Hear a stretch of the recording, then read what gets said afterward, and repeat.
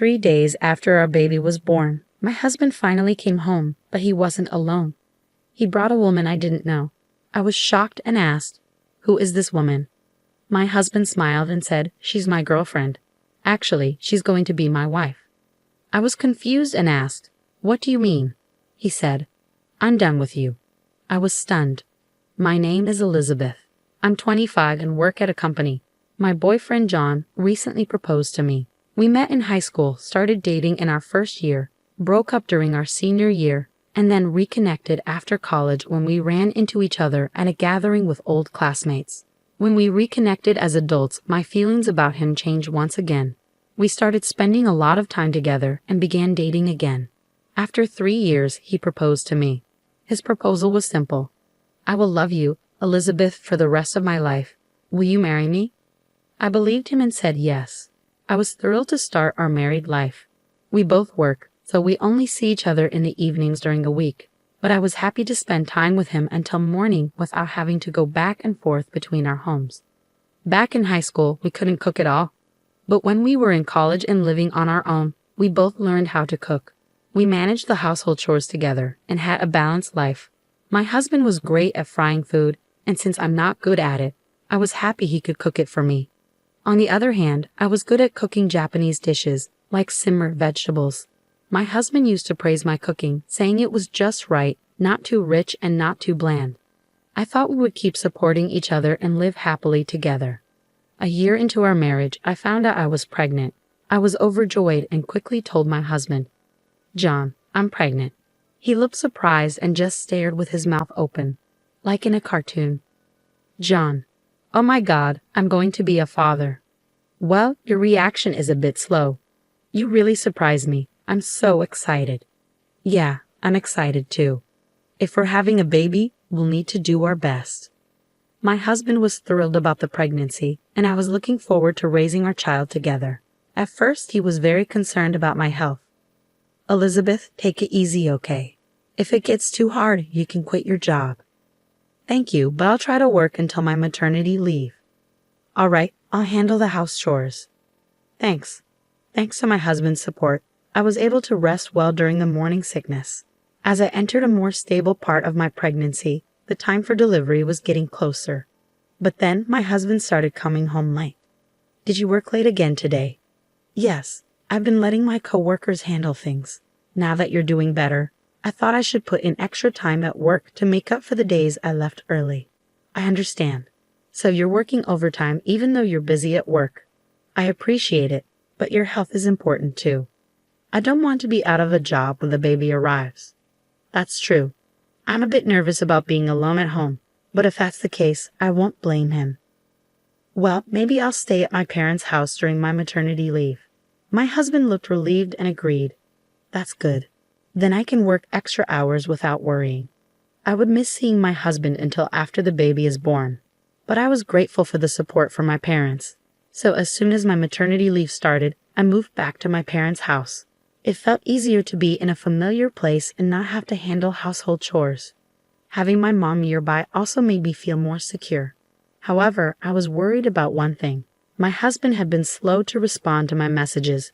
Previously, he would always reply the same day, even if he was busy. When I was sick with morning sickness, he would reply quickly. Now, I sometimes don't get a reply for a day or even 2, and his responses are less friendly. The other day, I sent my husband a message asking if he was still busy at work and reminding him not to overwork himself. He just replied with a simple, "Yeah." Since I can't see him, his lack of response makes me worry, but I know I shouldn't stress about it since I'm pregnant. So I decided to try not to worry. I thought it would be best to give my husband some space for a while.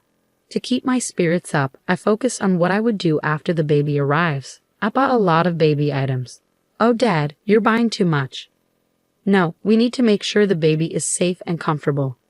"You're so excited about your first grandchild. You're the one asking all the questions to the shop assistant." "Thank you, Mom and Dad." My parents were excited for the birth of our child, so I didn't let my husband's slow replies get me down. The due date finally arrived. I sent my husband a message letting him know I was due today and asking him to come to the hospital as soon as he heard from me. But he didn't even read the message. Well, maybe he's just busy at work. He knew my due date was coming up, so he should have been more prepared. As my labor pains began, we went to the hospital.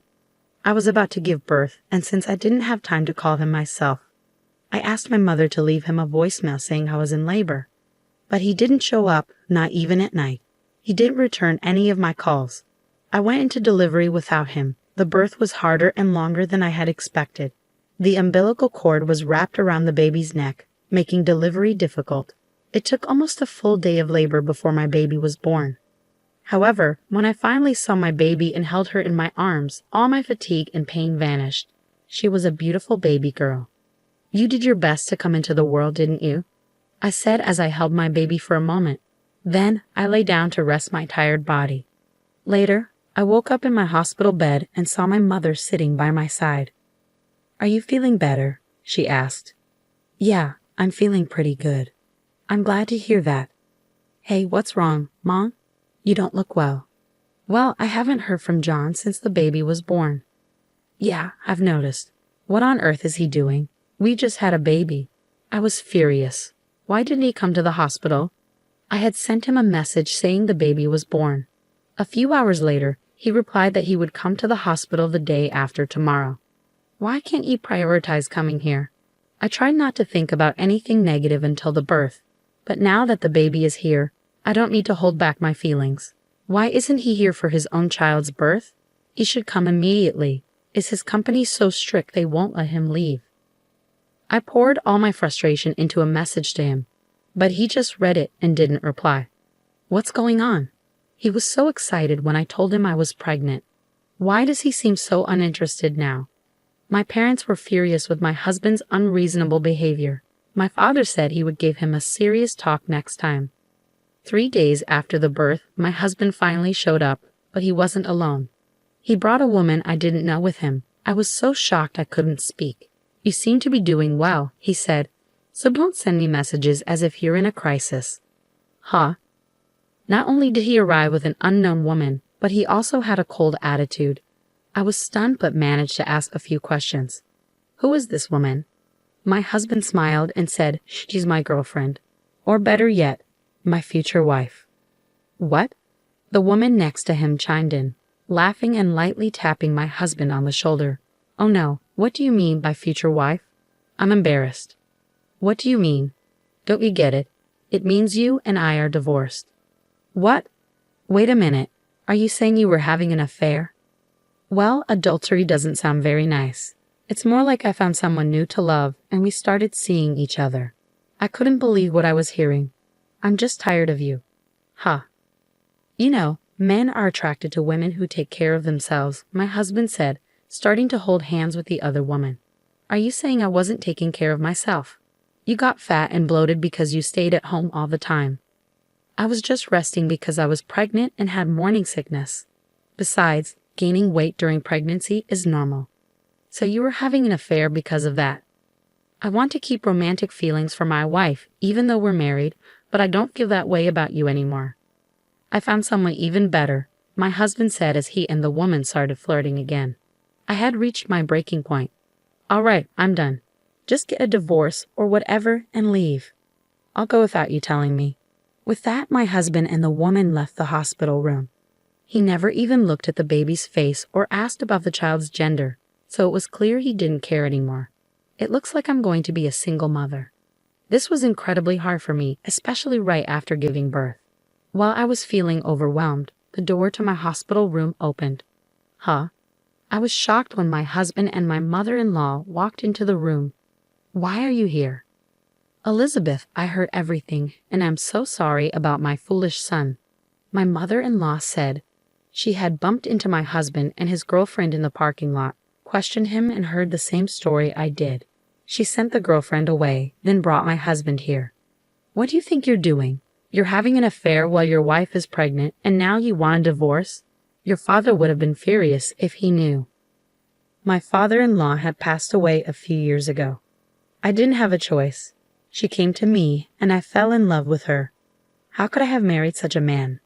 I said, "You clearly care about her so much. Elizabeth, do you still want to stay married to John?" My mother-in-law asked. But I had already made up my mind. "No, I want a divorce now." Well, that's fine. My husband's face brightened when he heard my decision. Then there's nothing wrong. Not so fast. You'll be paying alimony for your affair and child support for your child. What? Of course. You committed adultery, so you need to take responsibility. And if you divorce Elizabeth, I'll stop sending you money. What? No way. Sending money? What do you mean sending money? Well, what Elizabeth didn't know is that his income is so low that he asked me to send him a few $1,000s every month. He said he needed it to support his life with you. I never heard that. My husband's salary was low, and I had been covering for it with my higher income. In other words, he had been using the money my mother-in-law sent him to support his affair. This pushed my mother-in-law to her breaking point. I'm going to make you pay back every penny I've given you. I'm cutting all ties with you. Don't ever come back to my house. No, wait. Elizabeth, I'm sorry for all this. I'll find you a top-notch divorce attorney and you can get as much money as you can from him. Oh, thank you very much. My mother-in-law left the hospital with my husband. I made sure to demand alimony and child support from him. And of course, I also sought alimony from his mistress. My husband ended up deep in debt, and my mother-in-law abandoned him. The woman he was seeing also left him once she realized he no longer had any money. He spent his days struggling to pay alimony and child support while living alone and poor. I have no intention of letting my child see my ex-husband. I want him to feel regret for the rest of his life while he deals with the financial consequences. Meanwhile, I've returned to work as a single mother and am working hard to raise my child. I still stay in touch with my mother-in-law and share pictures of my grandchild with her. Even though my ex-husband was awful, I'm grateful to have met my wonderful mother-in-law. Having an affair while pregnant is unforgivable, and I wish there were a harsher punishment for him. But at least the woman got rid of someone like him. I hope you and your daughter find happiness together from now on.